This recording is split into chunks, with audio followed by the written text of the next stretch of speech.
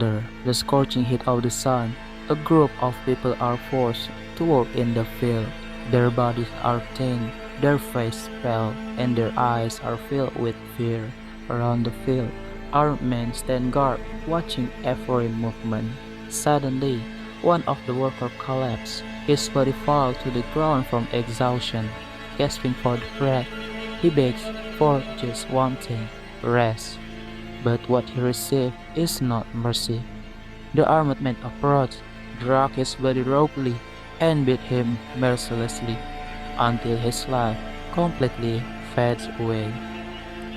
And this is not the first time. Many other farmers have suffered the same fate. Some were killed by stabbing, some were slaughtered, some were shot, some were even hanged. The reason was simple. They complained of exhaustion. Those who witnessed all of this were overwhelmed by fear, but they dared not react. They lowered their head, held back their terror, and continued working because they knew one small mistake could mean death. This story is not fiction. This is not movie scenes. This is not made-up tale. This is real history. The history of the country known for its natural beauty, its magnificent temples, and the friendliness of its people. That country is called Cambodia. But who would have thought that Cambodia once experienced one of the darkest tragedy in human history? A tragedy that took the life of around a quarter of its population, and those deaths were not caused by tsunami, an earthquake, or a volcanic eruption. They were caused by a farmer's son named Pol Pot. Pol Pot was the leader of the Cambodian revolutionary movement, known as the Khmer Rouge. After successfully defeating Lon Nol force in the fierce battle, the Khmer Rouge finally captured the capital city, Phnom Penh. At the time, Cambodian people were fed up with living under Lon Nol government, which was seen as a foreign puppet regime. They welcomed the Khmer Rouge and the Pol Pot as a new hope, as a figure believed to capable of leading Cambodia toward a better future. But they didn't know that moment was the beginning of a living hell. Behind Pol Pot's seemingly simple and innocent appearance was hidden a cold, cruel figure with no sense of mercy. As celebratory cheers echoed through Phnom Penh, Pol Pot immediately carried out his most ambitious and the most deadly mission, a project called Year Zero, a mission to reset Cambodian civilization, to erase everything considered impure: culture, lifestyle, religion, way of thinking, even human beings themselves. At that time, Pol Pot issued one massive order to all residents of Phnom Penh: leave city immediately. He claimed that United States would soon bomb Phnom Penh. The people didn't know this was a massive lie of Pol Pot. But in that situation, the previous leader, Lon Nol, was known to very close to United States. Meanwhile, the United States was the main enemy of communism. At the same time, United States was also heavily bombing North Vietnam, a communist-controlled territory. So, when the news of Lon Nol fall and the rise of communist regime in Cambodia, the people of Phnom Penh believed it was not impossible that their city would be the next target. Fear spread rapidly. Most residents tried to evacuate themselves. They carried everything they could save: money, jewelry, clothes, food. But there was something strange. Pol Pot strictly forbade residents from bringing any possession other than basic food and simple clothing. This ban raised suspicions. People began to question, some even protest. But the response of Khmer Rouge came without word. Armed troops immediately act repressively. Anyone who argued was beaten. Anyone who resisted was threatened with death. At the same time, Khmer Rouge force began sweeping through bank, hospital, school, and the place of worship. Anyone was forced out of this building. All complied in confusion and fear except the doctor. The doctor refused to leave. They insisted to stay to care for helpless patients. They argued they would seek other shelter as as long as the patient was safe. At first, Pol Pot offered a cruel choice: leave the patient and save yourself. The doctor refused. Pol Pot was enraged. In his fury, he ordered something unimaginable. All patients in hospital were executed without exception. The doctor were killed as well. Monk, teacher, and other civilians would suffer the same fate if they dared to disobey order. There was no longer any space for humanity. City residents were finally forced to walk out of Phnom Penh. Along the way, they witnessed horrifying scenes. Lone soldiers line up and execute one by one. Civilians could only lower their head, cry in silence, fear the fate awaiting them. They were herded out of the city toward village and forest under the tight supervision of the fully armed Khmer Rouge soldier. They traveled dozens to hundreds of kilometers. The journey did not last 1 or 2 days. It lasted weeks, even months. Many collapsed along the way. The sick, pregnant woman, the elderly, and the children died one by one. Some died of exhaustion, others were killed on the spot. To Pol Pot, they were not human beings, they were merely burden, obstacle to what he called the revolution. When the group finally arrived at their destination, Pol Pot gave them no time to breathe. They were immediately lined up one by one. People were separated from their families. Parents were separated from their children. Husbands were separated from their wives. Family bonds forcibly broke so that no one could protect each other, and no one could escape. Young children were torn from their parents' arms. Their cries echoed, but no one dares to move. The children were not killed. They were saved, taken away to become Pol Pot's most loyal follower. Brainwashed from early age with Pol Potism, thought that Angkar was their new parent. After that, everyone was given simple black clothing, raw, stiff, and uncomfortable to wear. These clothes were not meant to protect the body, they were meant to erase identity. According to Pol Pot, black was symbol of equality. No more rich or poor, no more nobles or commoner. Everyone looked the same, everyone had to obey. Once the clothes were worn, forced labor began immediately. They were forced to clear land in the middle of forests, only using hoes and machetes. No machine, no measuring tool. To Pol Pot, machines like chainsaw, tractor, and plow were symbol of Western capitalism. Using them mean betraying the revolution. The human body became the machine, and that machine had to work until it's broke. The first to collapse were elderly and pregnant women. Their bodies were simply not made for labor this brutal. When they complained of exhaustion and thirst, what they received was not mercy, but blow. The more they complained, the harder the punishment. The food profit was minimal, nutrition poor, barely enough to survive. Their bodies slowly wasted away, their strength disappears, disease began to spread. The only reason they kept moving was fear and the desire to stay alive. But when the bodies could no longer stand, they collapsed at their workplace. Khmer Rouge soldiers who saw this saw not the slightest pity. Those who collapsed were dragged directly into the field, and there they were buried alive. To Pol Pot, humans who couldn't work weren't victims, they were burden.